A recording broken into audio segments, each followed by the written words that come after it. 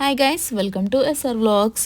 చాలామందికి మైసూర్ బోండా అంటే చాలా ఫేవరెట్, కానీ అది మైదాతో చేస్తారు. సో నేను కొంచెం హెల్తీ వెర్జన్ గోధుమ పిండితో చేస్తున్నాను. సో మైసూర్ బోండా కాదు, this is wheat bonda. So only 3 ఇంగ్రీడియంట్స్తో మనమైతే ఇది ఈజీగా చేసుకోవచ్చు. సో 1 కప్ వీట్ ఫ్లోర్కి నేను 1 కప్ కర్డ్ అయితే తీసుకున్నాను, ప్లస్ కొంచెం ఉప్పు. సో మంచి కలుపుకోండి, లంప్స్ లేకుండా. సో ఫ్లేవర్ అనేది మనకి దాని నుంచే వస్తుంది. వాటర్ చూసుకుంటూ కన్సిస్టెన్సీ ఎంత కావాలో దాన్ని బట్టి అయితే వాటర్ వేసుకోండి. సో మనకి మొత్తం లూజ్గా కావద్దు. సో మనకి థిక్ కన్సిస్టెన్సీ కొంచెం జారుడుగానైతే కలుపుకోవాలి.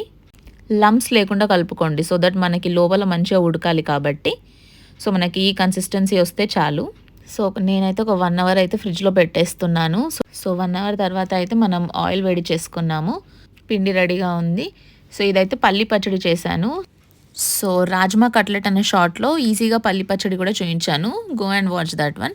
సో ఇంకా మనం అయితే బోండాలు వేసేసుకుందాము. సో మంచిగా ఆయిల్ వేడైన తర్వాతనే వేసుకోండి.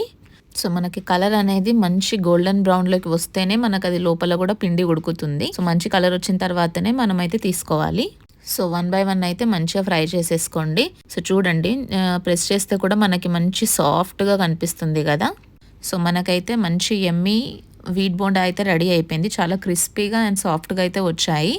సో లోపలికి కూడా మంచిగా ఉడికింది. సో చూస్తున్నారు కదా, మనకి చాలా సాఫ్ట్గా అయితే ఉంది లోపల, బయట అయితే క్రంచీగా కనిపిస్తుంది. మీరు కూడా ట్రై చేసి ఎలా ఉందో కామెంట్ చేయండి గైస్.